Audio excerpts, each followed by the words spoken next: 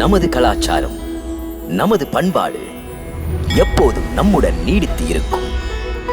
பாரத தேசத்தின் மகோனதமான புராண இதிகாசங்களை முழுமையாக அறிந்து கொள்ள சப்ஸ்கிரைப் திலக்.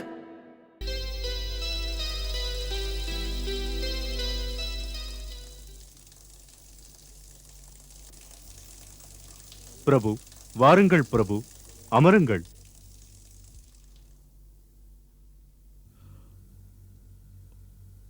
பிரபு, மன்னர் சுக்ரீவர் தங்களிடம் ஒரு வேண்டுகோள் வைக்க நினைக்கின்றார். அதற்கென்ன, கேட்கட்டும். மன்னவருக்கு ஒரு சந்தேகம்.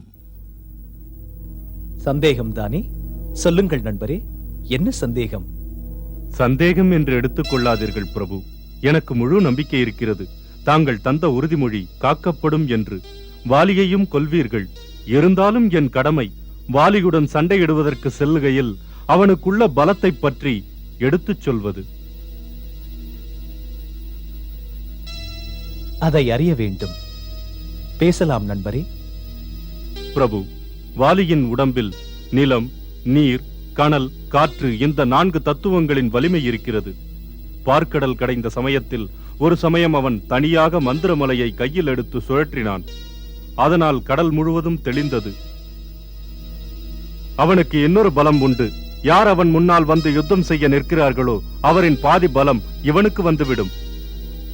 அவன் சூரியன் உதிக்கும் முன்னே மேற்கு கடலிலிருந்து கிழக்கு கடல் வரை, தெற்கு கடலிலிருந்து வடக்கு கடல் வரை சுற்றி வருவான். அவனுக்கு களைப்பே இருக்காது. 8 திசைகளுக்கு அவன் சென்று அந்த எல்லை தெய்வங்களுக்கு பூஜையை நாள் தவறாமல் செய்து வருவான். நண்பரே, இன்னொன்று, துந்துபி என்ற பெயருடைய அசுரன் இருந்தான். அவனுடைய உடல் கைலை மலையைப் போல் இருந்தது. அவன் 1000 யானை பலம் கொண்டவன். இஷ்டம் போல் உரு எடுப்பான்.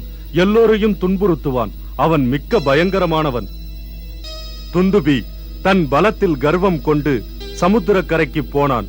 சமுத்திரத்தை யுத்தத்திற்கு அழைத்தான். நான் துந்துபி உன்னை யுத்தத்திற்கு அழைக்கிறேன்.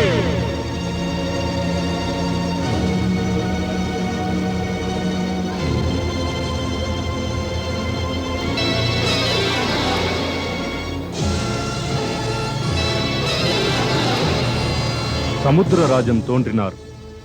என் பலம் உனக்கு ஈடாகுமா? உனக்கேற்ற பலம் உள்ளவனை தேடி சண்டையிலே. எங்கே எனக்கேற்ற வந்திருக்கிறார்? நீ வடக்கு திசை நோக்கி போ. அங்கே ஹிமவான் இருக்கிறார்.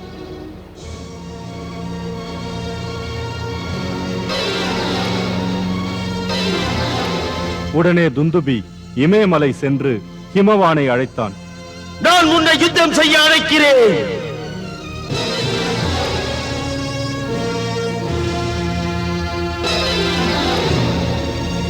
ஹிமவான் சொன்னார், நான் முனிவர்களுடனும் ரிஷிகளுடனும் இருக்கிறேன். யுத்தம் செய்வது எனக்கு தெரியாத ஒன்று. நீ வேறு வீரனை தேடிச் சண்டையிடு. எங்கிருக்கிறார் எனக்கேற்ற வீரன்? தென் திசை போனால் வானரத் தலைவன் வாலி உன்னோடு மோதத்தக்கவன். அந்த மாவீரனுடன் மோதிப்பார்.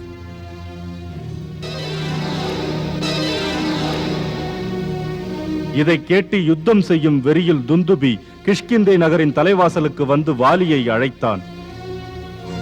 வாலி, அடே வாலி, துந்துபி உன்னை யுத்தம் செய்ய அழைக்கிறேன். வாலி, மாவலியே, வாலி, அடே வாலி. வாலியை யாரும் அறைகூவி அழைத்தால் அவனுக்கு தாங்கவே தாங்காது. உடனே அவன் வாசலுக்கு வெளியே வந்தான். இருவருமே பயங்கரமாக யுத்தம் செய்தனர்.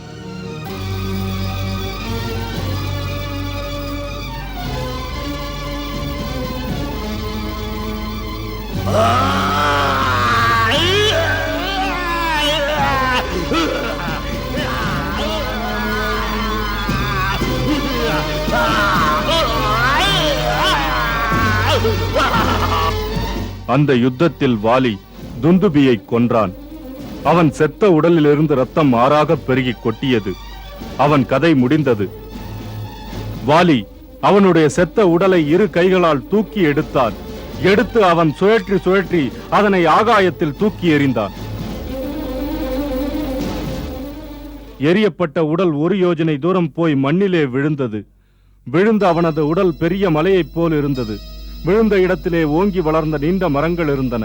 அந்த மரங்கள் வானத்தை தொட்டன. வாலி எவ்வளவு பெரிய மரத்தையும் ஒரே பாணத்தில் வீழ்த்து விடுவான். ரகுநந்தனா, வாலியை பற்றிய சில குறிப்புகள் மட்டும் உங்கள் முன் வைத்தேன். அப்படிப்பட்டவனை நீங்கள் எப்படி கொல்வீர்கள்?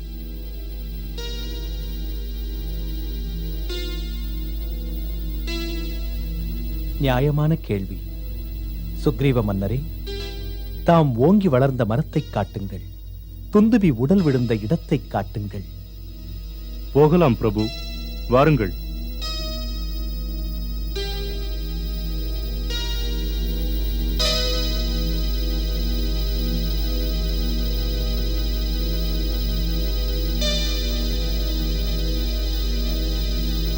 ஸ்ரீராமா, அதோ பாருங்கள், துந்துபியின் உடல் எலும்புக்கூடாக கிடக்கின்றது.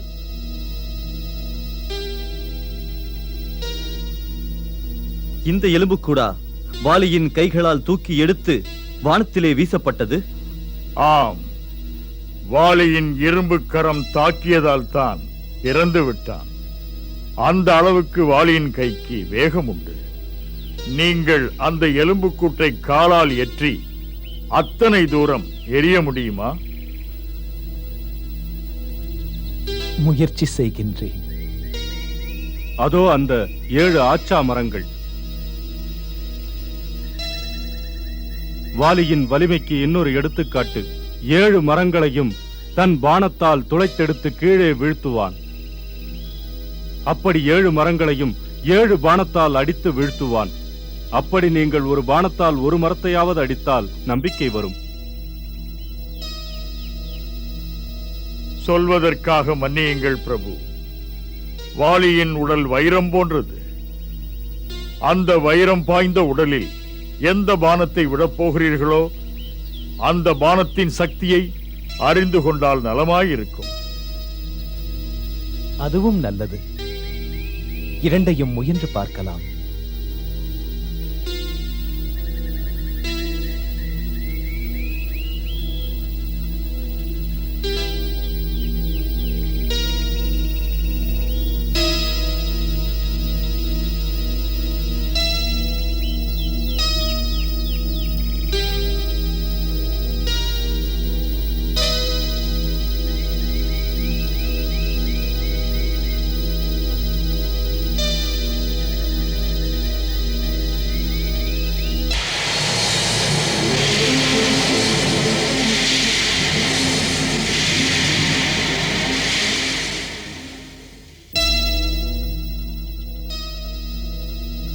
பிரபு, வீரத்தின் வடிவமே.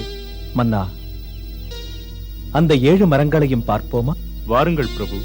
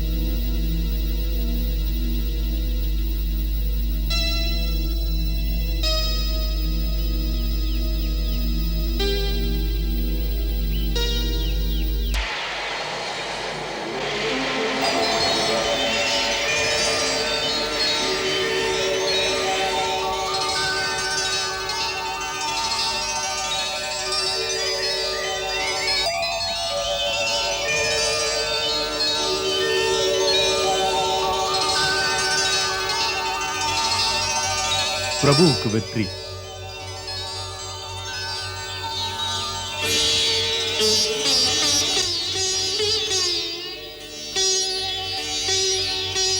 ஸ்ரீராமா, தமக்கு வெற்றி. அன்பரே, இப்போதாவது உங்களுக்கு நம்பிக்கை வந்ததா? மன்னிக்க வேண்டும் பிரபு. நான் உங்களை பரிபூர்ணமாக நம்புகிறேன். புறப்படுவோம் கிஷ்கிந்தைக்கு. அங்கு போய் வாலியை மல்லுக்கு நீங்கள் அழைக்கலாம். ஆணை பிரபு. வாருங்கள்.